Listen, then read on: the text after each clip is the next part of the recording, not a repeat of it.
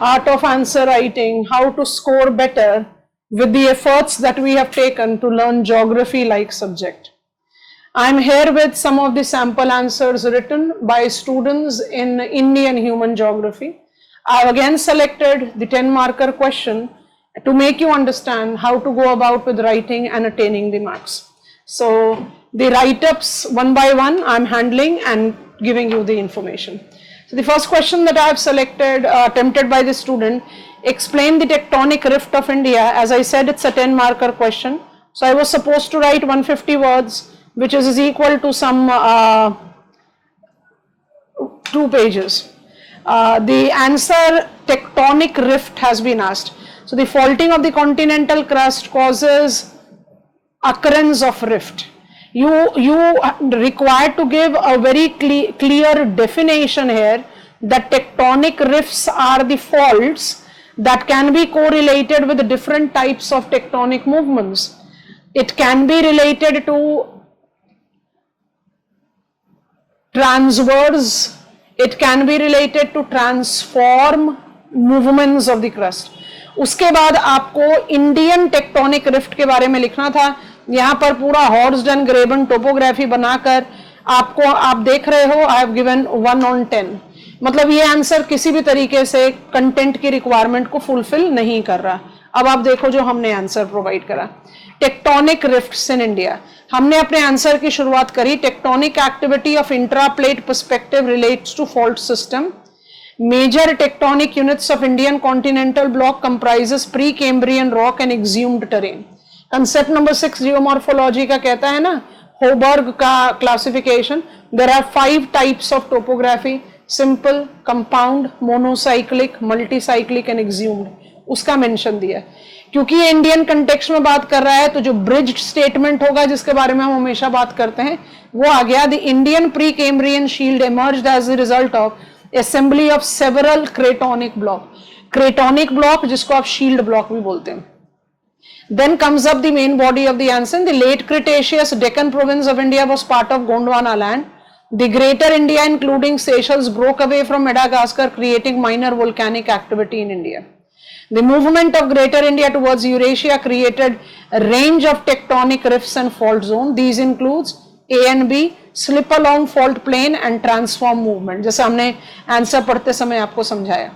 Then you take up along these tectonic rift,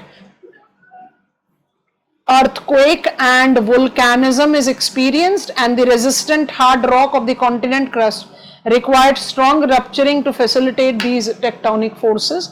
तो ये इसी के कंटिन्यूटी में. IMD and National Geophysics Lab along with Geological Survey of India associate these rifts with the earthquake risk zone 3. मतलब ये एक added information आ गया जो टेक्टोनिक रिफ्ट की कैरेक्टरिस्टिक्स को जस्टिफाई करता है.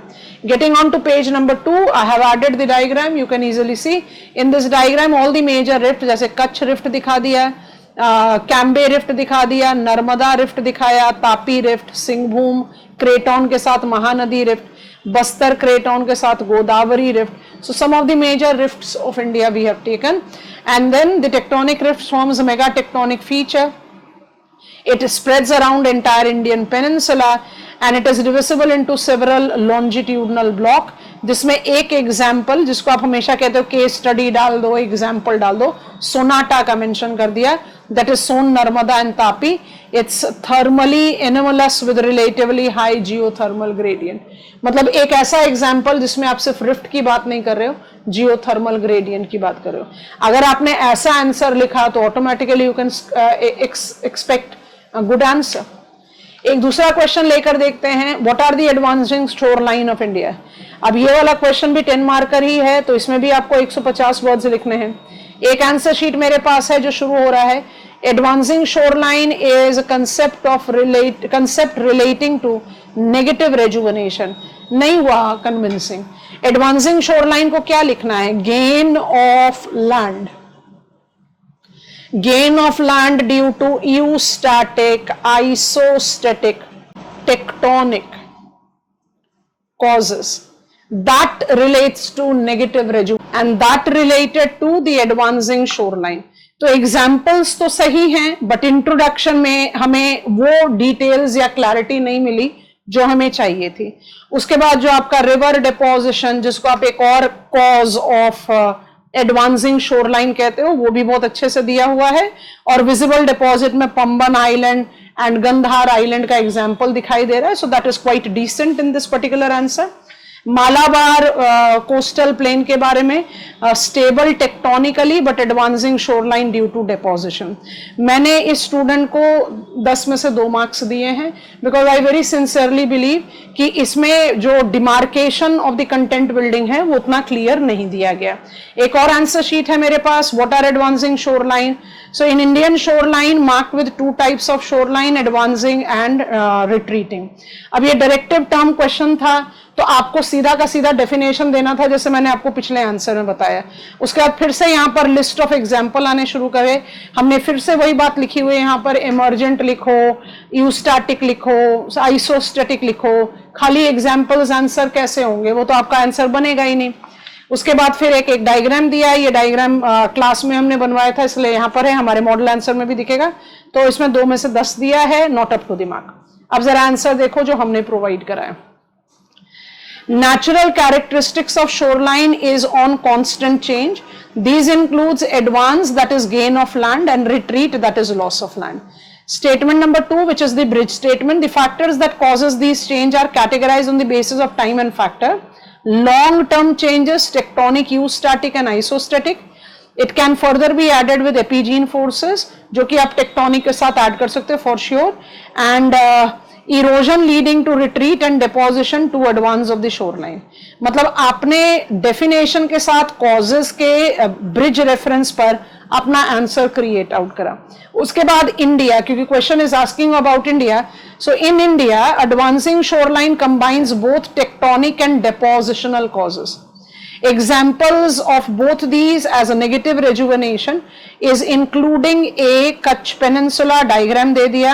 It is tectonically emerged shoreline, development of Pliocene, Pleistocene epoch, retreating to Gulf of Kutch and gain of land. The entire salt marshes represents the remain of Kutch Gulf water. This advancing shoreline is additionally characterized with navigable creeks. ये एक important है जिसमें आप sir creek और कोरी creek का example देते हैं। उसके बाद हमने एग्जाम्पल नंबर बी बताया, both Utkal and northern Circars also forms example of advancing shoreline. ये एमर्ज्ड हैं, they are tectonically emerged and depositional, जिसमें डायग्राम बना के बहुत क्लियरली बताया कि जब उत्कल की बात करते हो तो you are taking Mahanadi depositional advance, और जब नदन सिरकार की बात करते हो तो Godavari and Krishna depositional advance की बात करते हैं। वही डिटेल्स यहां दिया हुआ है। और इसके बाद सी पर आंसर कंप्लीट करा है, Coromandel and lower Gangetic plain, ये रहा लोअर गेंजेटिक प्लेन, ये रहा Coromandel plain, are tectonically stable but relates to depositional advancing shoreline. Your answer is complete this way. I hope you are understanding कि इस तरह के डायरेक्टिव क्वेश्चंस में आपको डेफिनेशन देने के बाद एग्जाम्पल साइट करना है, ताकि आप एग्जामिनर को कन्विंस कर पाओ that yes this is the best thing that I can talk about. Examples देते समय उसकी जो कैटेगरीज का डिस्टिंक्शन है उसको भी हाईलाइट करिए। Okay, next question that I have selected for this understanding of answer writing is again a 10 marker question. Avail details of geomorphic features of Thar. आपको थार की शुरुआत करनी चाहिए, ग्रेट इंडियन डेजर्ट मरुस्थली, ये परफेक्ट बिगिनिंग है यहाँ पर। It's a typically sandy desert, evaporational loss more than precipitational gain, जरूरी नहीं है बट लिखा है तो ठीक है, वैल्यू एडिशन है। Thar is located in rain shadow area of Aravalli for bay of Bengal branch of south west monsoonal winds. ये थोड़ा सा शेडी और डाइसी स्टेटमेंट है, क्योंकि बे ऑफ बंगाल ब्रांच को जब आप लेकर जाते हो, you are not taking Aravalli as an excellent और prominent example of barrier. Rain shadow के केस में आपको समझना पड़ेगा that Aravali marks the movement of moisture laden wind parallel to it, जिसको आप काठियावाड़ ब्रांच बोलते हो। It is a permanent location of subtropical high, thus continental tropical air mass, and that is the reason it is desert will be better. So geomorphic feature पूछा है, धरियांस, धंस, धारोस, बिल्कुल सही, अच्छा लिखा है। And then you are having the reference of answer completed है, right, ये पूरा उल्टा पेज है. सो इट इज धारोज and it is done. When you take up this particular answer and try to give it the marks, तो इसमें हम 10 में से 5 मार्क्स आराम से दे सकते हैं. क्यों दे सकते हैं? क्योंकि मुझे सारे फीचर्स मिले, मुझे एक अच्छा बेसिक इंट्रोडक्शन भी मिला, though the formation process of desert मुझे इतना कन्विंसिंग नहीं लगा. एक और आंसर ऐसा ही है, geomorphic feature of Thar, dominant feature Aravalli range. Aravalli range is old fold mountain. उसके बाद Abu hill is the highest peak. मतलब मुझे थार डेजर्ट की बाउंड्री लाइन के साथ अरावली को एसोसिएट करके ये वाला फीचर बताया गया, जो मेरे ख्याल से आप सब अग्री करोगे is adding to the value, पर इतना डिटेल्स में नहीं देना चाहिए था. जब आप मरुस्थली की बात करो तो धरियांस, धारोज, ढंड, इनके एग्जाम्पल्स को हमें थोड़ा सा ज्यादा समय या जगह देनी चाहिए थी, और दैट इज द रीजन. जो मेन फीचर है वो आपने नहीं डाला, आपने अरावली पर अपना ज्यादा फोकस कर दिया, तो automatically you are not getting much marks there. अब जरा आंसर देखो जो हमने प्रोवाइड करा. द ग्रेट इंडियन डेजर्ट और Marusthali are arid plains located in western Rajasthan. These were submarine since carboniferous epoch, uplifted during Pleistocene age. Bridge statement. Geographic isolation of Thar by Aravalli and Run of Kutch contributes to its dry weather conditions that shapes its hot dry environment. क्योंकि geomorphic feature का पूरा पूरा association किसके साथ है? इसके hot dry environment के साथ. एक छोटा सा राजस्थान का मैप बनाकर अरावली का लिंक देकर आपने फीचर को डिमार्केट किया. Physiographically, Thar includes two major constituents, sandy arid plain and semi arid plain. Sandy arid plain को हम A लेबल करके आपको बताते हैं. Its westernmost part which is comprised of sandy plain and dune free track. मरुस्थली is a sandy track जहां पर धरियांस हैं, shifting sand dunes. धंड्स हैं, temporary lake जिसको आप प्लाया बोलते हो टेक्निकली. एंड धारोज हैं जिनको आप सीजनल स्ट्रीम इरोजन बोलते हो.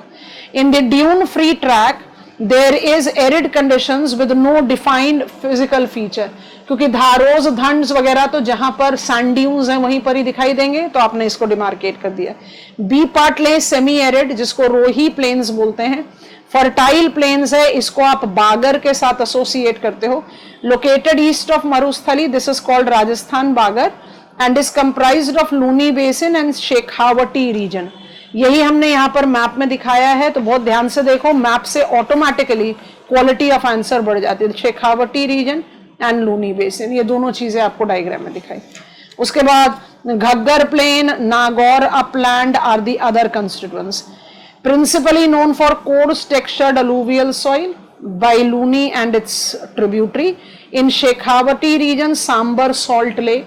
Sambar Salt Lake Ramsar site है. It's a permanent salt water lake and the largest inland salt water lake. तो अपने आप ही important होगा. And the 5 streams which are feeding it is generating the salt characteristics due to calcification. Concluding statement दे दिया, entire Thar is made up of sedimentary horizon that is rich in fossil fuel.